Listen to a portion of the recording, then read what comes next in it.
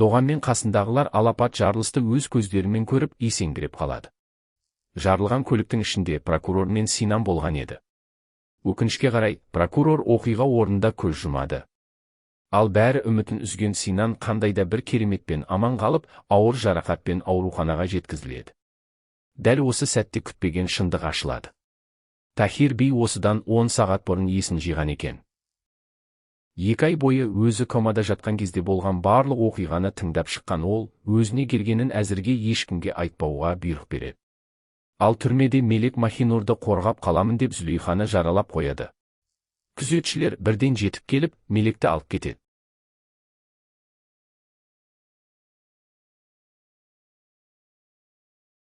Тахир би мен Ламия көлікте Синанның болғанын білмеген екен.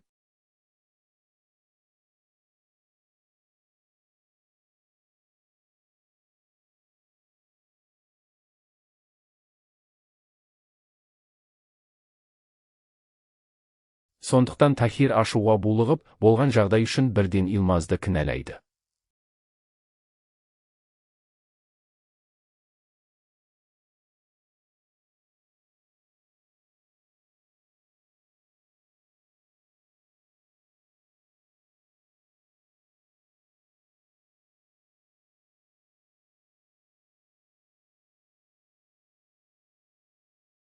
Қорқып кеткен Илмаз ауруханаға келіп, Синанның жағдайын білмек болады. Бірақ оны көрген Доған бірден күдіктеніп, оңаша сөйлесуге алып кетеді. Доған жарылысты кім ұйымдастырғанын сұрағанымен, Илмаз ештеңені мойындамайды. Кейін белгілі болғандай, Тахир би Илмазды жоғалған қорап үшін кінәлап келген екен. Тіпті, егер анаң туралы шындықты білгің келсе, менің айтқанымды орындайсың деп қорқытып, өзіне тәуелді етіп қойған. Илмазға бұл жағдай оңай тимейді. Бар арманы анасын табу болса, өзі хан Жеоғлулардың қолындағы ойыншыққа айналғанын түсінеді. Бірақ Тахир би оған аяушылық танытпайды. Керісінше, егер Синан тірі қалмаса, сені өз қолыммен өлтіремін, деп тағы да қорқытады.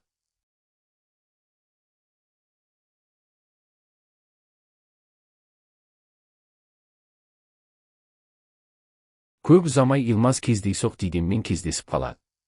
Дидем оның көңіл күйін сұрап, екеуі бірге бір жерге баруға келіседі. Ал Бихрам Сунаның Махинур жайлы қалдырған аудио жазбаларын қайта-қайта тыңдап, шындықтың соңына түсуге тырысады.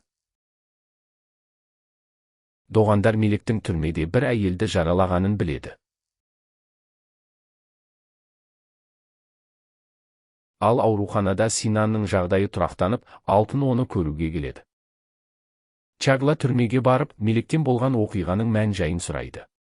Сонымен бірге Махинурды қорғап қалған үшін оған шын жүректен алғысын білдіреді. Көп ұзамай бүкіл отбасы Синанды көруге келеді. Бірақ Сифа Гүлшенге деген күдігін әлі де сейілтпеген. Доған мен Чагла жараланған Зүлейхаға келеді. Әңгіме барысында оның ең әлсіз тұсы, ауыр науқас баласы екенін біледі. Балаңа операция жасатамыз. Бірақ сен Мелекке қарсы жазған арызыңды қайтарып ал, дейді Доған. Осы кезде олар Зүлейханы жалдаған адамның дәл Илмаз екенін де анықтайды. Ал Илмаз болса ештеңе болмағандай Дидеммен теннис ойнап жүр.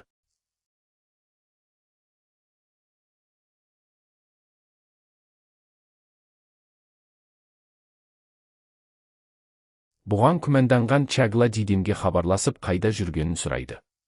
Осылайша олардың нақты мекен-жайын біліп алады.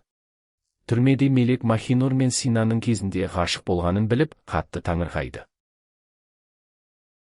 Генжо жалған адвокат болып түрмеге кірмек болады. Бірақ алғашқы жоспары іске аспай қалады. Доған мен Чагла теннис орталығына келеді.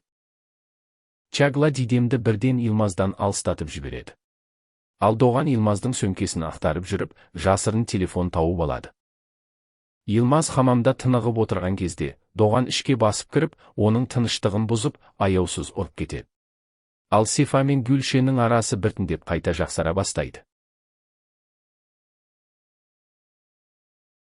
Жиналған дәлелдердің арқасында Доған мен Чагла Илмазды полицияға ұстатып береді. Генжо ақыры түрмеге кіре алады. Ол Мелекпен кездесіп, екеуінің арасындағы жылы қарым-қатынас көрермендердің көңілін тағы да жаулап алады. Доған ауруханаға барып, Синанды қолдап кетеді. Дәл осы сәтте Чагла қуанышты жаңалық естиді. Прокурор оның әкесінің ісін қайта ашуға шешім қабылдайды. Сонымен қатар прокурор Бихрамды шақырып, егер іс туралы маңызды ақпарат білсең, маған бәрін айтып бер дейді. Бихрамның жүзіне алғаш рет үміт ұялайды. 25 жыл бойы күткен арманы орындалатындай көрінеді.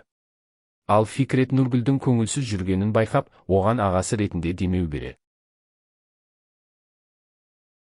Доған мен Чагла Зулейханың баласына операция жасайтын дәрігерді көндіру үшін үлкен іс-шараға барады. Екеуі де ерекше сәнденіп келеді. Алайда сол кеште Суна да болады.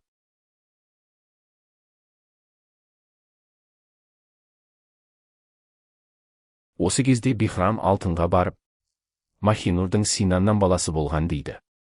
Бұл сөзді естіген алтынның көңілі астан-кестең болады. Ал Суна Доғанның Чаглаға деген жақындығын көріп, іштей қызғана бастайды.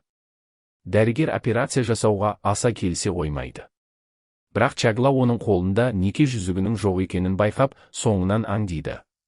Сөйтсе дәрігер әйеліне опасыздық жасап жүрген екен. Осы дәлелді пайдаланған Чагла дәрігерді әшкерелеймін деп қорқытып, ақыры операция жасауға көндіреді. Қуанған Чагла бұл жаңалықты Доғанға жеткізуге асығады.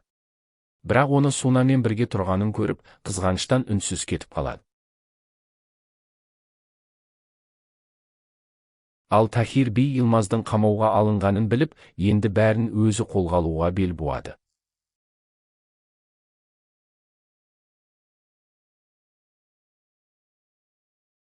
Ауруханада жатқан Синанға түрмеден Мелек пен Махинур телефон шалып, жағдайын сұрайды. Кеш соңында Доған мен Чагла бірге вальс билеп, екеуінің арасындағы сезімі тағы бір мәрте көрініс табады. Зулейха да уәдесінде тұрып, енді Мелек пен Махинурға тиіспейтінін айтады. Келесі күні таңертең Чагланың әкесінің ісі ресми түрде қайта ашылады. Тергеушілер Бихрамнан жауап ала бастағанда, ешкім күтпеген жағдай орын алады. Юсуфты мен өлтірдім деп Бихрам кінәні өз мойнына алады. Осы бір ауыз сөздің кесірінен іс қайтадан жабылып қалады. Чагла қатты ашуланса да, Бихрамның мұны өз еркімен айтып тұрмағанын сезеді.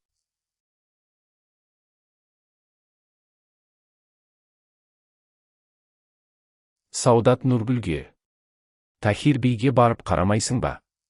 дейді. Бірақ белгілі болғандай, Ламия ешкімді оның бөлмесіне жолатпай қойған. Сол күні Нургүл Сефамен кездесіп қалады. Гүлшенге гүлді сен жібергеніңді білемін. Біз екеуміз бірге болуымыз керек дейді ол. Бұл әңгіменің бәрін сырттан Фикрет естіп қалады.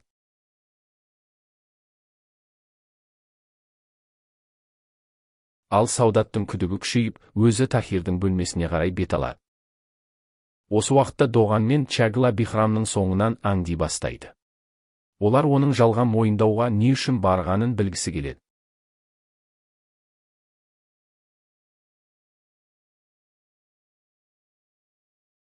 Ақыры Бихрам кездесуге келген адамның кім екені белгілі болады.